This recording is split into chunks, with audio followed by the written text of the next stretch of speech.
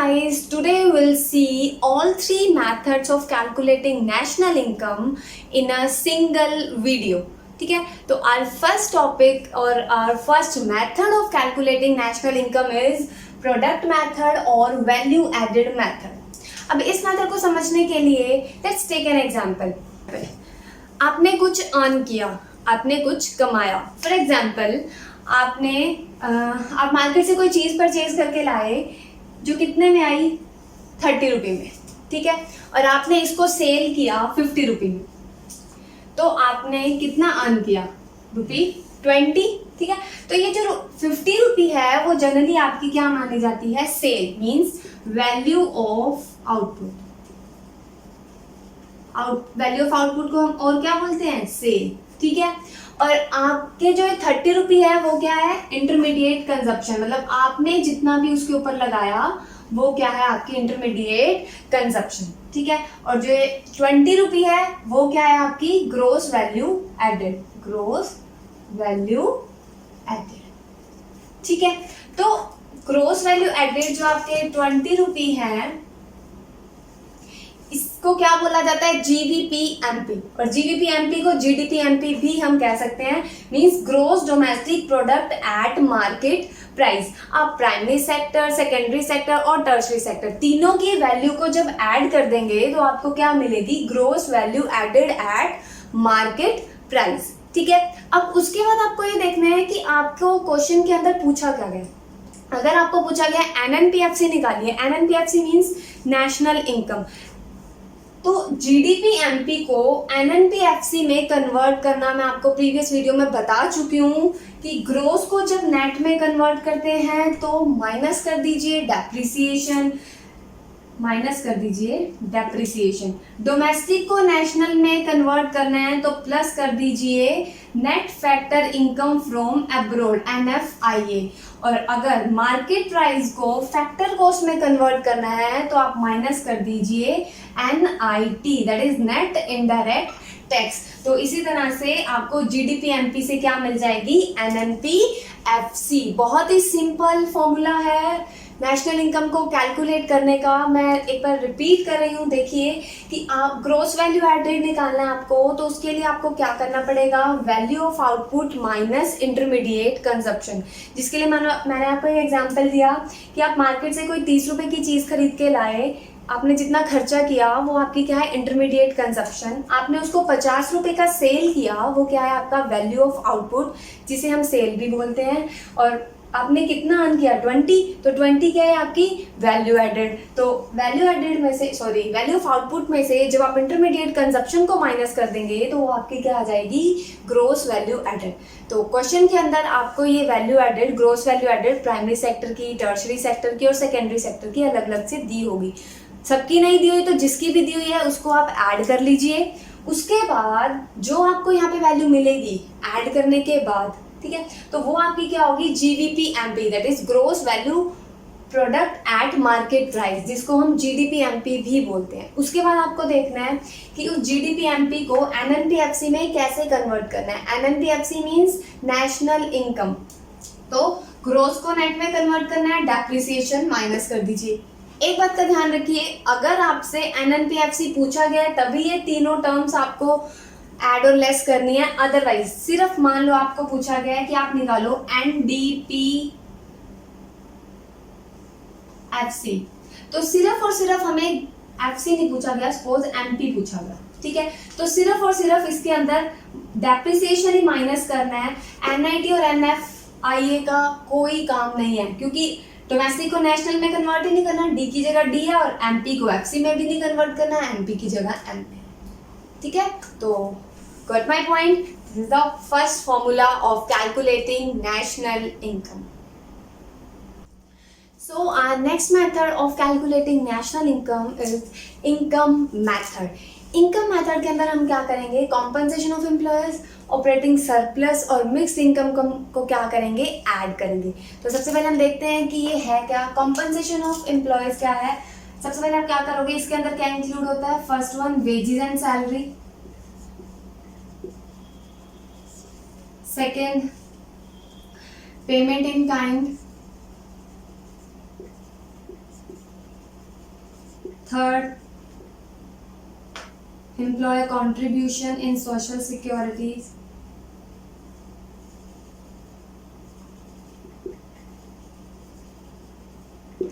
In social security. And the fourth is pension on retirement.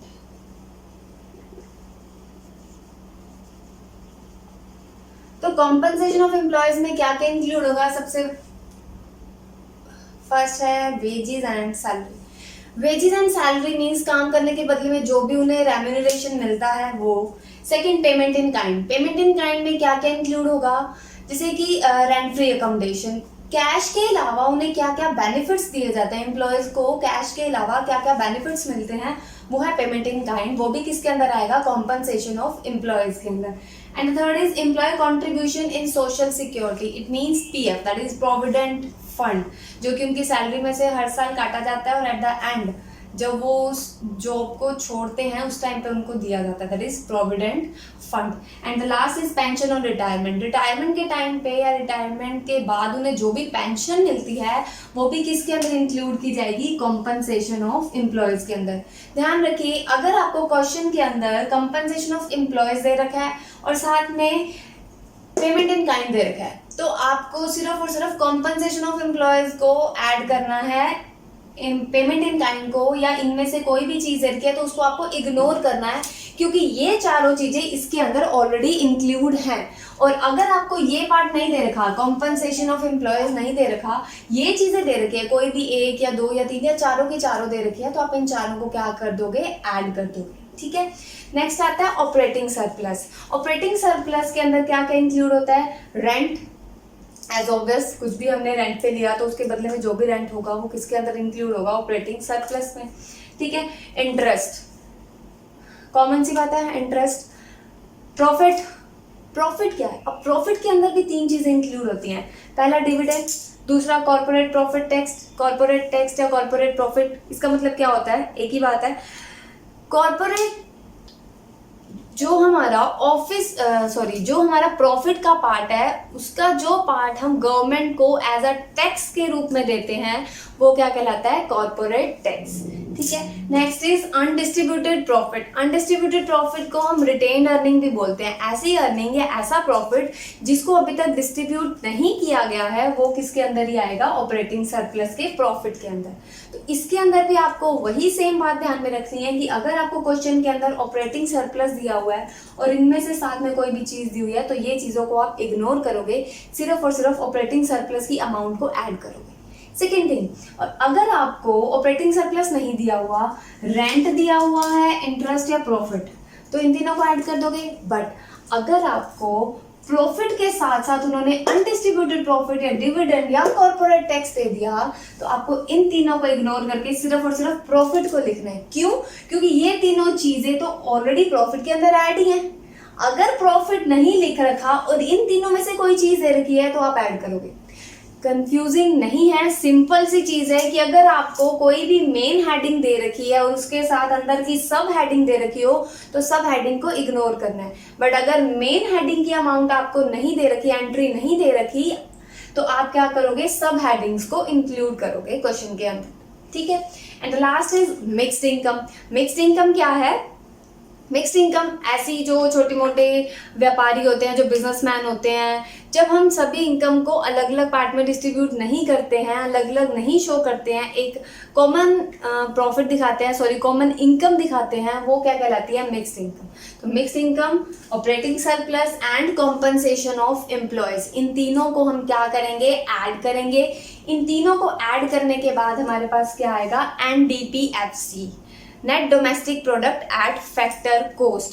अब आपको इसको convert करना है NNPFC में, net national product at factor cost, और इसे हम क्या बोलते हैं? National income. सेम फॉर्मूला जो मैं आपको पहले भी बता चुकी हूँ प्रीवियस वीडियो में। अगर आपने वीडियो नहीं देखी है तो आप इससे पहले वाली वीडियो जाकर जरूर देखें, जिससे आपको ये पता लगेगा कि इसको इसके अंदर कन्वर्ट करने के लिए हमें क्या क्या प्लस करना है, क्या माइनस करना है, कैसे कैलकुलेट करना है। तो एन सेम है, मीन्स नेट को नेट में कन्वर्ट नहीं करना है। नेक्स्ट डी को एन में, मतलब डोमेस्टिक को नेशनल में कन्वर्ट करना है, तो आप क्या कर दीजिए plus NFIA, that is net factor income from abroad. और ये तो ऑलरेडी FC है, ना तो मैं MP को FC में कन्वर्ट करना, ना FC को MP में कन्वर्ट करना, तो आपको सिर्फ क्या करना है NDPFC को नेशनल इनकम में कन्वर्ट करने के लिए net factor income from abroad को आपने प्लस कर देना है। तो इन बातों का ध्यान रखिए कि प्रोडक्ट मेथड के अंदर तीनों वैल्यू एडेड को, मतलब अगर हम ऐड करते थे, चाहे वो प्राइमरी सेक्टर की, चाहे वो सेकेंडरी, चाहे वो टर्शरी सेक्टर की, उससे हमें मिलता था GDP MP, ठीक है। और इनकम मेथड के अंदर जब हम इन तीनों चीज को ऐड करते हैं, first on compensation of employ, operating surplus and mixed income, तो इससे हमें मिला NDPFC, that is net domestic product at factor cost. So you can take screenshots. So our last and the third method of calculating national income is the expenditure method. Expenditure method के अंदर क्या क्या include होगा? First on final consumption expenditure, जो expenditure final या final consumption expenditure जिसके अंदर दो चीज़ें इंक्लूड होती है। Private final expenditure, it means जो हम लोगों ने फाइनल एक्सपेंडिचर किया है कंजप्शन के ऊपर, इसके अंदर services, durable goods, non durable goods सब कुछ इंक्लूड होगा। And the government final consumption expenditure means जो गवर्नमेंट ने गुड्स और सर्विसेज के ऊपर एक्सपेंडिचर किया है वो भी इसके अंदर ही इंक्लूड होगा। तो आपको क्वेश्चन के अंदर डायरेक्टली इनका अमाउंट दिया होता है, प्राइवेट फाइनल कंजप्शन एक्सपेंडिचर का या गवर्नमेंट फाइनल कंजप्शन एक्सपेंडिचर का। तो फाइनल कंजप्शन एक्सपेंडिचर कैसे कैलकुलेट करते हैं? Private final consumption expenditure plus government final consumption expenditure. तो इसके अंदर हम प्लस कर देंगे ग्रोस डोमेस्टिक कैपिटल फॉर्मेशन। तो जो ग्रोस डोमेस्टिक कैपिटल फॉर्मेशन होता है वो एसेट्स के ऊपर बेस्ड होती है। दो तरह की एसेट्स होती हैं, fixed assets and current assets. अगर आपने फिक्स्ड एसेट के ऊपर इन्वेस्टमेंट किया है तो वो क्या कहलाएगा? Gross domestic fixed capital formation, ठीक है। और अगर करंट एसेट्स है तो उसको क्या बोला जाएगा? Change in stock. Change in stock आपको पता है क्या होता है? Change in stock means closing stock minus opening stock, ठीक है। तो gross domestic fixed capital formation के अंदर क्या क्या इंक्लूड होता है? बिजनेस की फिक्स्ड इन्वेस्टमेंट, गवर्नमेंट ने जो फिक्स्ड इन्वेस्टमेंट की है, और इन्वेस्टमेंट ऑन रेजिडेंशियल कंस्ट्रक्शन। ये तीनों चीजें भी किसके अंदर आती हैं? Gross domestic fixed capital formation. तो इस बात का ध्यान रखिएगा, अगर क्वेश्चन के अंदर आपको फिक्स्ड कैपिटल फॉर्मेशन दे रखी है तो आपको ये वाली वैल्यू दे रखी है, और अगर आपको डायरेक्ट डोमेस्टिक कैपिटल फॉर्मेशन दे रखी है तो इट मीन्स आपको ये दे रखा है, ठीक है। वही सेम बात कि अगर आपको सब हेडिंग्स वाली चीजें दे रखी है तो आपको मेन हेडिंग को इग्नोर करना है, अगर आपको मेन हेडिंग नहीं दे रखी तो आपको ये सब चीजों को ऐड करना है, ठीक है।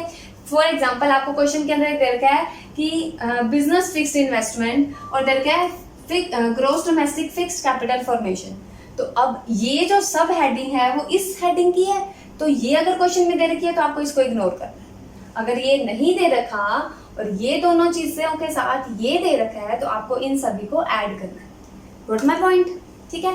And last is net export. Net export क्या है? Export minus import. जितना हम दूसरी कंट्री एक्सपोर्ट करते हैं माइनस कर दीजिए जितना हमने वहां से इम्पोर्ट किया। तो final consumption expenditure plus gross domestic capital formation plus net export, इन तीनों को ऐड करने से हमारे पास क्या आया? GDPMP। GDPMP।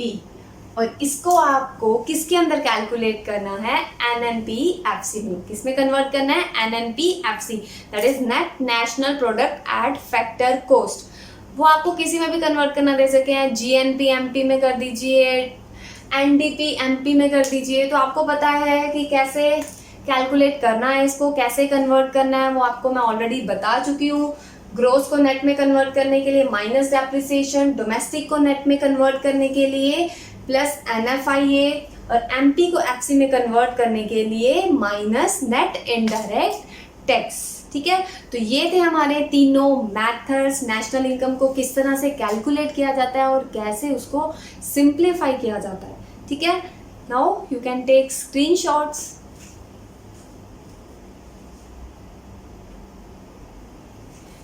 सो ये थी हमारी आज की video. Thank you so much. Thank you for watching. अगर आपको वीडियो पसंद आया then don't forget to like, subscribe and share. Thank you so much.